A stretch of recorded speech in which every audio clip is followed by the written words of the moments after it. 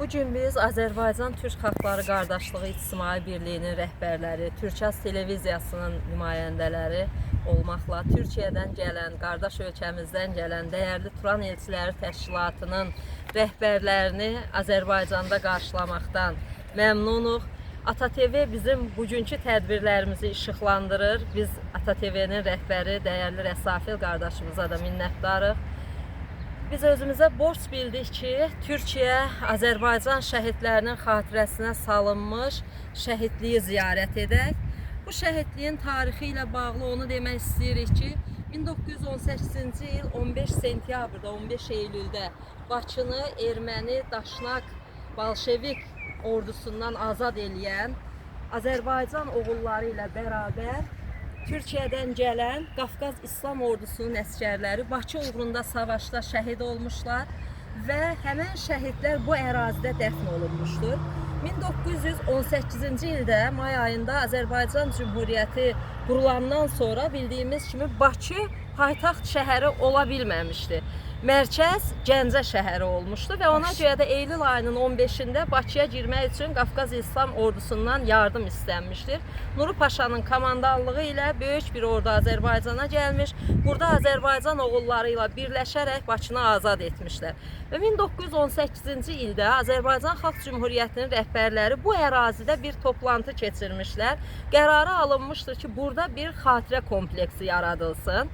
Amma təəssüflər olsun ki, 1920-ci il aprel ayının, Nisan ayının 28-də Ruslar tərəfindən Azərbaycan işğal olunandan sonra Azərbaycan Xalq Cümhuriyyəti 23 aylıq Cümhuriyyətimiz devriləndən sonra bu plan həyata keçməmişdir. Və Azərbaycanı işğal edən Rus ordusu bu əraziləri tamamen məhv etmişlər. Düşünün ki, 70 yıl boyunca bizim şəhidlərimizin uyuduğu bu məzarlar olan topraklarda biz bilmədən o toprakların üzərində gəzmişik. Düyünlərimizi gəlib burada fotolar çəkdirməklə keçirmişiz. Yəni bu çox ağır bir dərddir gerçəkdən.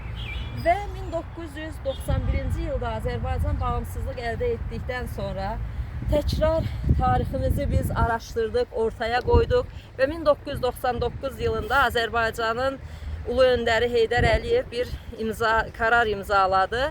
99-cu ildə başlanan bu xatirə kompleksinin, Türk şəhidliyinin tikintisi 2000-ci yılda Nisan ayında başa çatdı və Nisan ayının 9-unda buranın açılışı oldu. O zaman Azərbaycan Dövlət Başkanı, Cümhurbaşqanımız Heydər Əliyev və Türkiyədən Süleyman Dəmirəl, Cümhurbaşqanı Süleyman Dəmirəl burada iştirak etdilər. Onu söyləyim ki, burada, bu ərazidə görülən bu xatirə kompleksində mimarlıq işləri əski Oğuz Səlcuq mimarisinə uyğun yapılmışdır.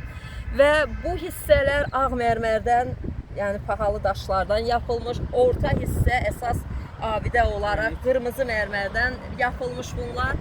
Və bu işin mimarı olaraq, layihə rəhbəri olaraq Türkiyədən Hüseyin Bütünər mimar, onun başçılığı ilə bu iş görülmüşdür. Aynı zamanda bu layihəyə yardım edənlərdən biri, başında duranlardan biri Türkiyənin Azərbaycandakı hərbi ateşesi Tuğ General Sadıq Ercan olmuşdur. Və burada 1130 Türk və Azərbaycan şəhidinin ismi var. Daha çoxu Türk şəhidlərdir, Azərbaycan şəhidlərinin də görüyorsunuz isimləri vardır burada. Və bunların isimlərini nasıl bulmuşlar? Tabii ki, Sovet dönemində bu isimlər yok edilmişti. Ama o zaman Azərbaycan xalqının xilaskar Türk ordusuna sevgisindən dolayı insanların yaddaşlarında yaşayan isimlər, adlar toplanmış və onlar buraya hepsi böyle adları yazılarak dizilmişler. Yani Azərbaycan üçün bu Türkiyə-Azərbaycan şəhidliyi çox böyük bir önəm daşıyır. Biz hər zaman qardaşlığımızın nümunəsini bizim torpaqlar uğrunda şəhid olanlara borçluyuq. Necə ki, Azərbaycan Bakını xilas etmək üçün Türk ordusundan yardım istədisə, Azərbaycan oğulları da Çanaqqalada Türk qardaşlarımızla qarşı-qarşı, onlarla yanaşı oldular və ona görə Çanaqqalada Azərbaycan Türk şəhidliyi bərabər yan-yana olduğu kimi bizim də şəhidliyimiz buradadır və burada isə Türk camisi vardır.